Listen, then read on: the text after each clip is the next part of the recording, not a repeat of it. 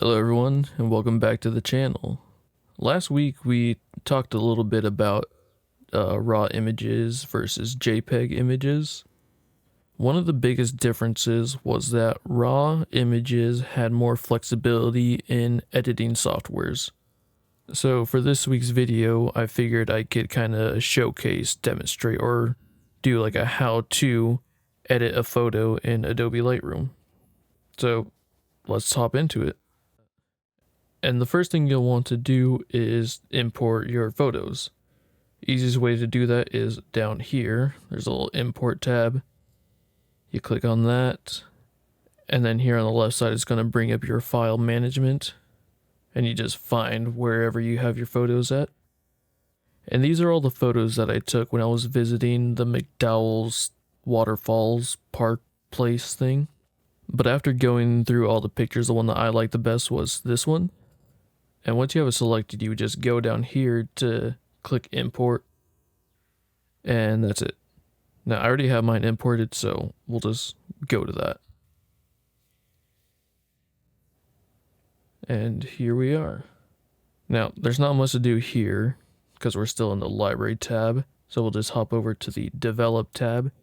And then here is when we can really start editing the photo. So the photo editing workflow can be broken up into 3 sections. There's correction, coloring, and then finishing. For this video, I'm only going to cover correction and coloring. So where do we begin? Well, all our tools are going to be over here on the right side, and we're going to stop from top to bottom. We're going to stop in the basics tab. So this first thing that we have here is the white balance. If your camera didn't have the correct white balance setting when you took your photo, here is where you can adjust that. Here we have the temp gauge, which will make it, cooler or warmer.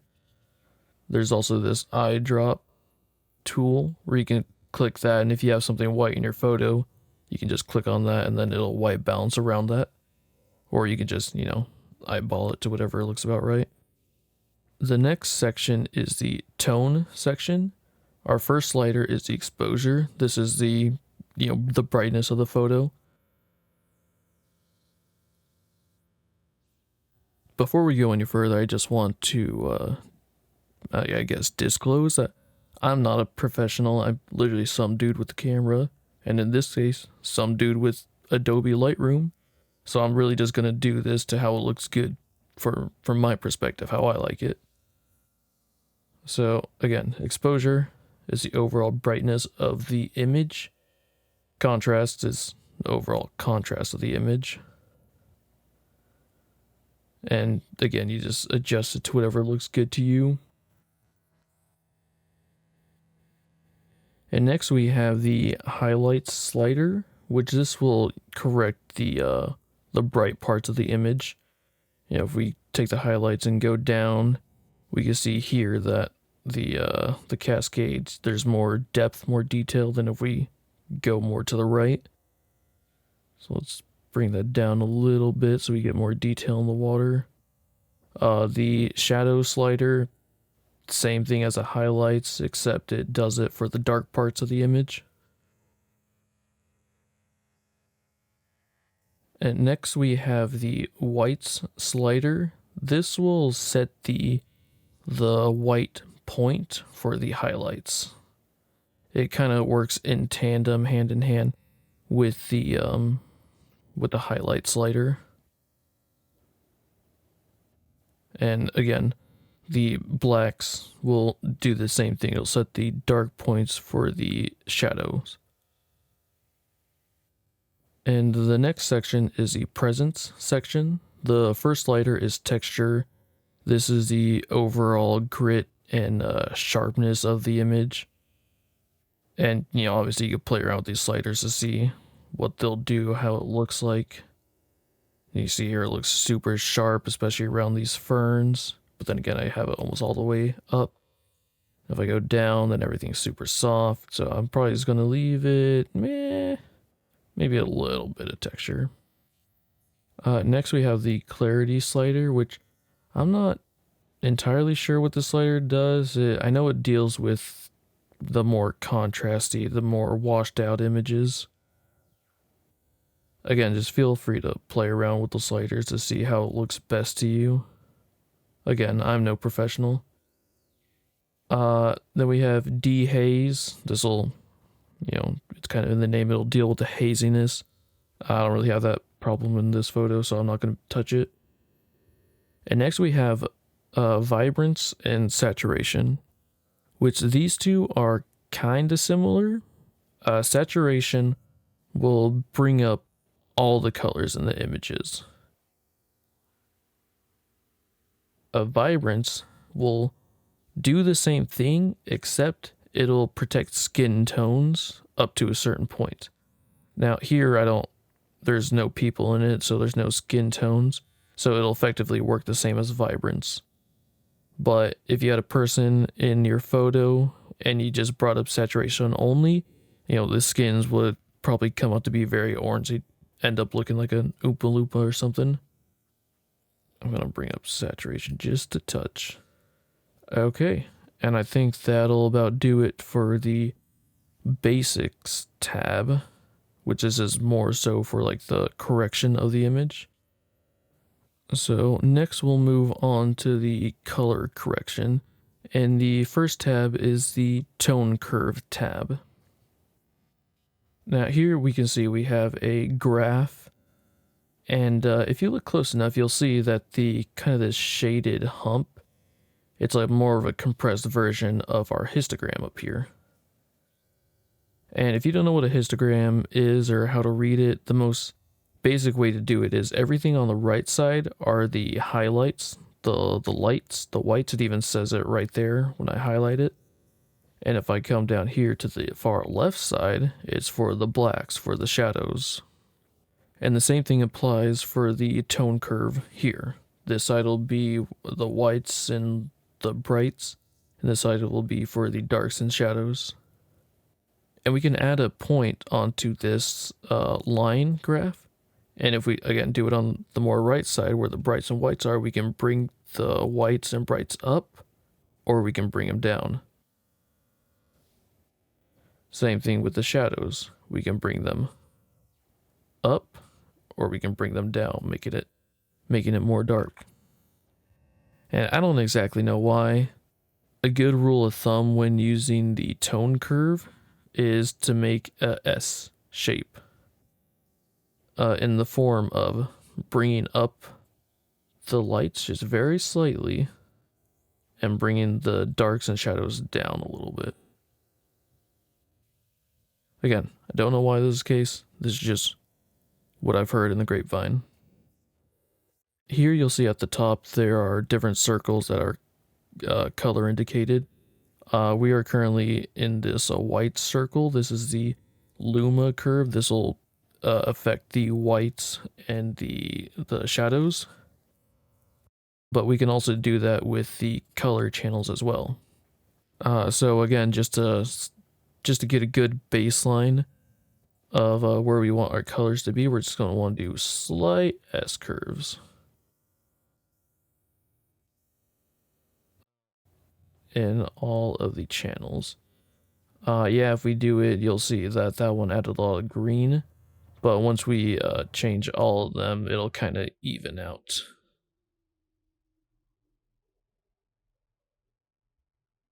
Okay. Again, this will kind of give us a good baseline as to what our colors are going to be, or how maybe we even saw it with our own eyes. But now we can go back and correct this a little further if we need to. It looks like the greens are very green. Let's bring that down a little bit. Okay, and it also looks like areas like up here and down here are very dark, so we'll go back and probably bring the contrast down a little bit. Okay, and that's a good baseline for how we want the photo to be. Okay, now the next part we're going to go down to, the next tab is the color mixer. More specifically, the HSL, which is hue, saturation, and luminance.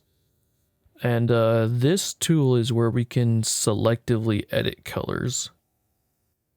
And by that I mean we can attack specific color channels like red, orange, yellow, green, aqua, blue, purple, and magenta. We can edit them by their hue, their saturation, and their luminance. Which hue is the actual hue of the color, saturation is like the amount of color, and luminance is the brightness of the colors. So we can see in this photo I have a lot of greens in there. So if we go to our green channel, we can bring up the hue, making it more darker green, or we could bring it down. It's very noticeable, at least in this foliage here. And again, we can attack that even more by going to the saturation of the green channel.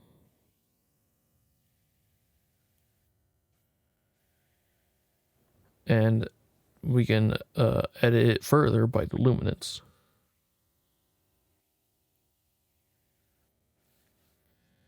And the same thing can be done for the waterfall as well. If we attack the aquas and the blues.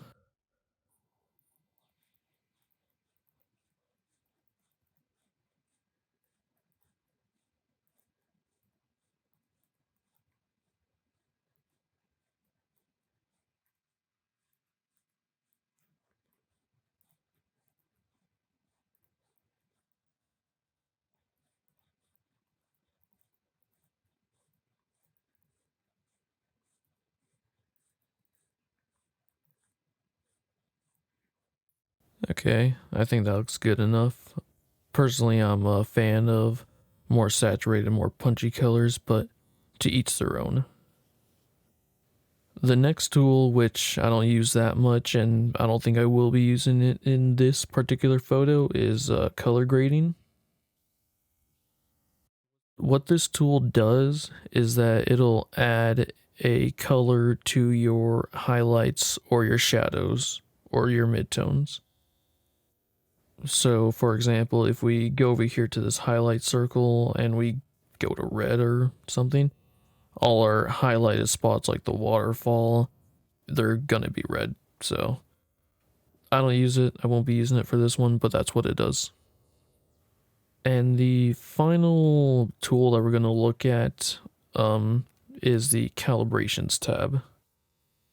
And this will manipulate the color values that your camera had captured.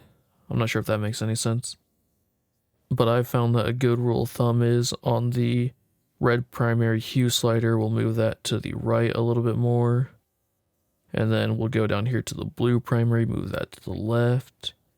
And then we'll use our green primary to kind of find that sweet spot in the middle. In this case, it looks terrible for all of them. That doesn't look too bad. And of course, you can mess with the saturation for all these sliders as well. Truth be told, half the time I don't know what these do, so that's why if you see me like go like far, do the extremes, it's just to see how it'll affect the photos. When in reality, you don't need to change them all that much, or you don't need to give it drastic adjustments. Okay. I think that looks not too bad. But how exactly does that compare to the original? Well, if we hit the / button, it'll show us the original. And wow, that's quite a difference. The original, the before photo, it looks very flat. The greens aren't popping. You can see a tiny bit of blue, but it's not all that pronounced. But after editing, we were able to bring out the blues, we were able to bring up the greens. Additionally, a lot of the warmer tones, like the yellows and oranges, we're able to bring them out. So yeah, this is the power of editing a photo in Lightroom. Again, this can pretty much only be done with raw photos. Sure, you could throw in a JPEG in here, but you won't have as much control in the finer details of the color. So yeah, that's pretty much the basics of correcting and color grading a photo. Like I said, it's kind of like a three-step process: correcting, coloring, and then finishing. I'm not going to go over finishing today. That'll have a little bit more details, talk about the lens corrections, the additional effects, some adjustment brushes, and just kind of the smaller other little tools that are built into Adobe Lightroom. So yeah, I think that's going to do it for this week's video. Thank you for watching, and we'll see you next time.